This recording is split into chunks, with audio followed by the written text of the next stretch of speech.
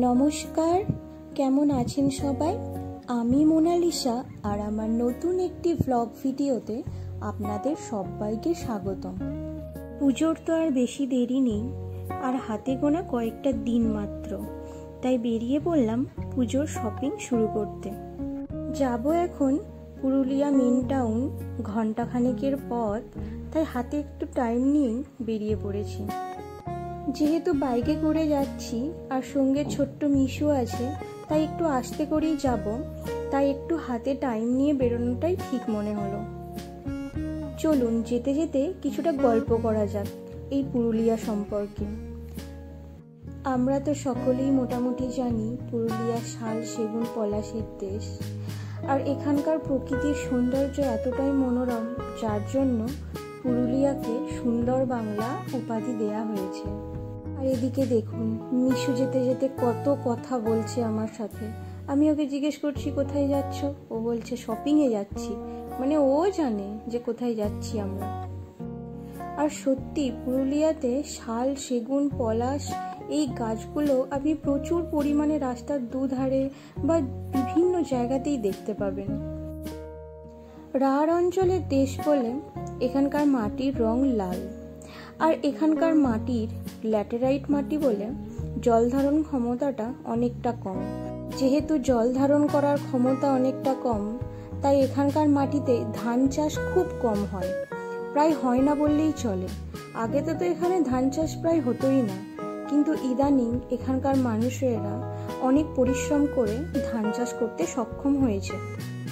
রাস্তার দুধারে যত দূর আপনার চোখ যাবে, আপনি দেখবেন এখানকার মাটি এমনি এমনি পড়ে আছে, সেখানে না আছে কোনো গাছ আর না আছে কোনো চাষের জমি। আসলে এই সব জায়গাগুলোতে ধান চাষ কেন, কোনো চাষই করার ক্ষমতা রাখে না, কারণ এখানকার মাটিগুলোতে পাথরের ভাগ বেশি থাকে, তাই যে কোনো চাষ এখানে খুব একটা ভালো হয় না। তবে এখানেতে শাকসবজির ফলন খুব বেশি। এখানকার মানুষেরা ধান না লাগাতে পারুক, শাকসবজি প্রচুর পরিমাণে উৎপাদন করে।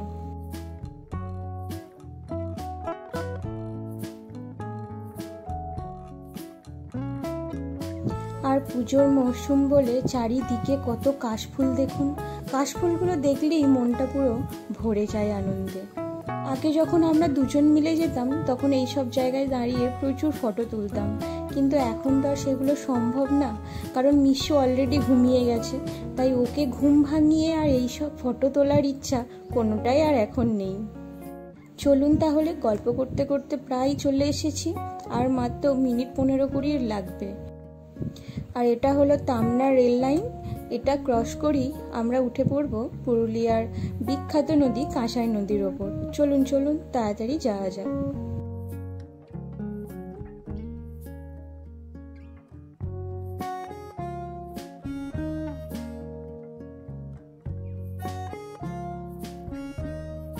এই যে উঠেই পড়েছি পুরুলিয়া নদীর ওপর। এবার চলুন, এই কাঁসাই নদী পেরোলেই কিন্তু সেই বিখ্যাত পুরুলিয়া টাউন। আর চারদিকটা দেখুন, নদীর ধার বরাবর কি সুন্দর ধান চাষ হয়েছে, আর এই নদীর ভিউটা দেখুন খালি। দেখে মনে হচ্ছে কেউ বুঝি সাদা চাদর বিছিয়ে দিয়ে গেছে নদীর ওপর।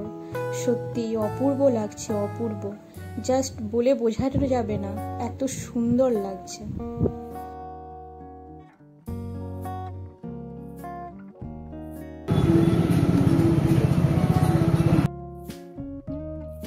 আর এই যে মিশু এখন উঠে পড়েছে, ও ঘুমাচ্ছিল আর হঠাৎ করেই উঠে দাঁড়িয়ে পড়েছে বাইকের ওপর।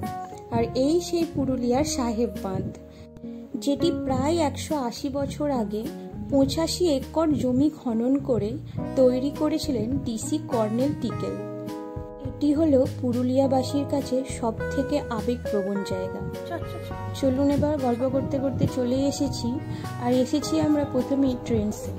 ট্রেন্ডস থেকে আমি আমার বরের জন্য কিছু কালেকশন দেখব, দেন এখান থেকে যাব আর বিভিন্ন রকম মলগুলো। আজকে ভেবেছি এই মলগুলোই মোটামুটি কভার করব, কোথায় কি কেমন এসেছে সেগুলোই দেখে নেবো। আর ঢোকার সঙ্গে সঙ্গেই তো এখানে মিশুর উৎপাত শুরু হয়ে গেছে।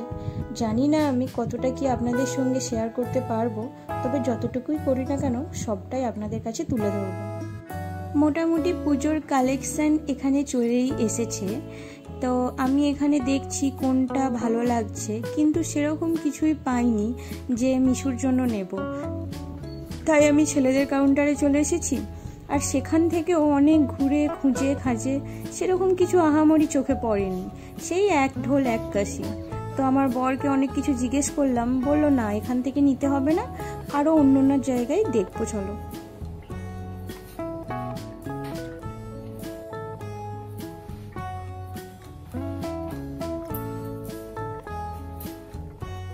তারপর ওখান থেকে আমরা চলে এসেছি বাজার কলকাতা, যেখানে আমি প্রায়ই আসি মিশুর জামা কাপড় কিনতে। এখানের কালেকশনগুলো মোটামুটি আমার ভালোই লাগে, তাই একটু দেখে নিতে এসেছি যদি কিছু পাই নাকি পুজোর জন্য মিশুর। চলুন, এখানে এসেও মিশুর উৎপাত দেখে আপনারা অবাক হয়ে যাবেন।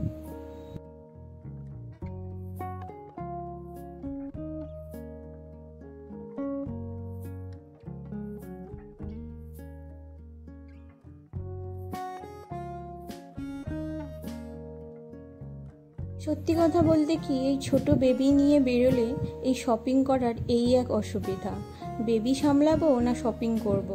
তাই আমি আজকে ভেবেই নিয়ে এসেছি আজকে যা কিছু কিনবো মিশুর জন্যই সব কিছু কিনবো। নেক্সট আমরা প্যান্টালুনে চলে এসেছিলাম, তো সেখানে আর ভিডিও সেরকমভাবে শ্যুট করা হয়নি। আর এখানে দেখুন স্ত্রী মুভিটা চলছে। আইসক্রিম। নেক্সট আমরা এই সিটি বাজার মেট্রোতে গিয়েছিলাম, আর এখান থেকে আমরা মেনলি কিছু কেনাকাটা করার মতো চান্স পেয়েছিলাম। নেক্সট এখান থেকে বেরিয়ে আমরা যাচ্ছি খাবার খেতে, কারণ প্রচুর পরিমাণে খিদে পেয়ে গিয়েছে, আর পেটে না দিলেই কিচ্ছু নয়।